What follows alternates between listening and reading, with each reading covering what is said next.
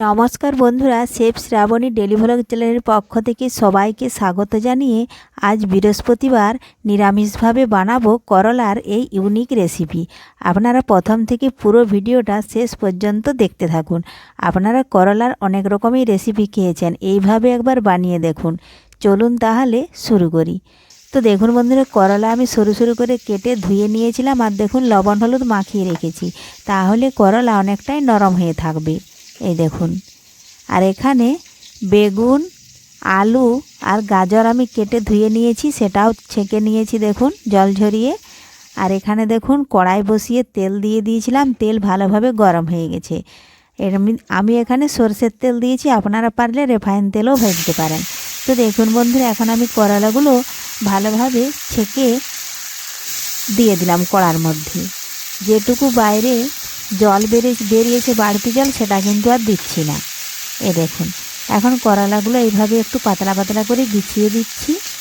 এ দেখুন, তার আগে যদি কোনো বন্ধু আমার চ্যানেলে নতুন হয়ে থাকেন, চ্যানেলটি সাবস্ক্রাইব করে বেল আইকনে সেট করে দিন সবার প্রথমে আমার রেসিপি পেতে। দেখুন, এখন আমি কিছুক্ষণের জন্য ঢাকা দিয়ে দেবো। এই দেখুন, এই জলটা ফেলে দিয়েছি। আর দেখুন বন্ধুরা, ঢাকা দিয়েছিলাম, ঢাকা তুলে নিয়েছি। করলা অনেকটাই সেদ্ধ হয়ে গেছে। আবারও ভালোভাবে একটু উল্টে পাল্টে দিচ্ছি। যে পাশটা ভাজা হয় না সেই পাশটা দেখুন এইভাবে আমি উল্টে দিচ্ছি, আর কিন্তু আমি ঢাকা দেব না।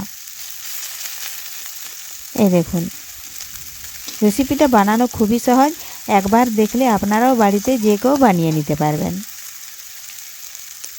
এইভাবে উল্টে পাল্টে করলাটা আমি ভালোভাবে ভেজে নেব।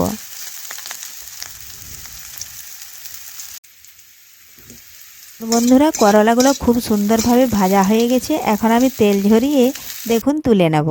আর দেখুন, ওই কড়াতে আবারও আমি এখন দিলাম সাদা তেল।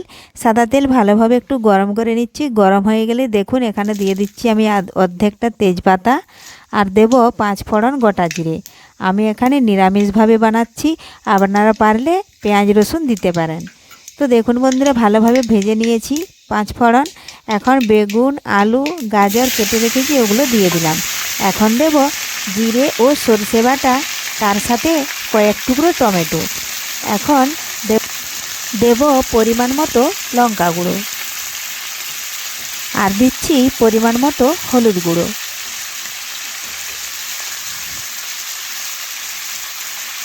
দেব স্বাদ মতো লবণ। এখন ভালোভাবে খুরপি দিয়ে নাড়াচাড়া করে 2 থেকে 3 মিনিট আমি রান্না করে নেব। এই দেখুন, এইভাবে নাড়াচাড়া করে রান্না করে নিয়ে কিছুক্ষণের জন্য আমি ঢাকা দিয়ে দেব। ঢাকা দিয়ে দিলাম, তাহলে সবজি ভালোভাবে সেদ্ধ হয়ে যাবে। তো দেখুন বন্ধুরা, ফিরে এলাম কিছুক্ষণ পর, ঢাকা তুলে নিলাম। এই দেখুন, জল অনেকটাই শুকিয়ে গেছে। আবারও কিছুক্ষণ নাড়াচাড়া করে নিচ্ছি। এরপরে আবারও পরিমাণ মতো এখন জল দিয়ে দেব, তাহলে সবজি যেটুকু সেদ্ধ হতে বাকি আছে সেটাও ভালোভাবে সেদ্ধ হয়ে যাবে। এই দেখুন, এখানে আমি 1 গ্লাস জল দিয়ে দিলাম। জল দেওয়ার পরে আবারও নাড়াচাড়া করে সবজিগুলো একটু মিশিয়ে নিচ্ছি। এই দেখুন, এখন আমি কিছুক্ষণ একটু ফুটিয়ে নেব, কারণ সঙ্গে সঙ্গে যদি ঢাকা দিয়ে দিই তাহলে কিন্তু তেলটা থালাতে উঠে যাবে। এই দেখুন, ফুটিয়ে নিয়েছি। এখন আমি ঢাকা দিয়ে 2 মিনিট রেখে দেব। ফিরে এলাম 2 মিনিট পর। তো দেখুন বন্ধুরা, জল অনেকটাই শুকিয়ে গেছে। সবজিগুলো দেখে নেব ভালোভাবে সেদ্ধ হয়েছে কিনা। এই দেখুন, নাড়াচাড়া করে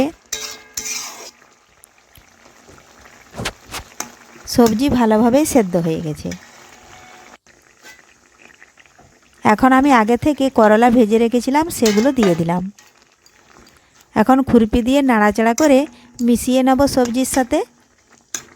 দিয়ে আবারও আমি 5 থেকে 10 সেকেন্ড ঢাকা দিয়ে দেব, তাহলে করলা ভালোভাবেই সেদ্ধ হয়ে যাবে।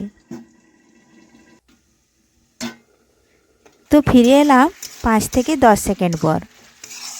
তো দেখুন বন্ধুরা, ভালোভাবে করলা সবজির সাথে মিশে গেছে। তো তৈরি হয়ে গেল নিরামিষভাবে আজকে করলার রেসিপিটি ভালো লাগলে লাইক, শেয়ার, কমেন্ট করতে অবশ্যই ভুলবেন না বন্ধুরা। ধন্যবাদ। ফিরে আসবো আবারও কোনো রেসিপি নিয়ে।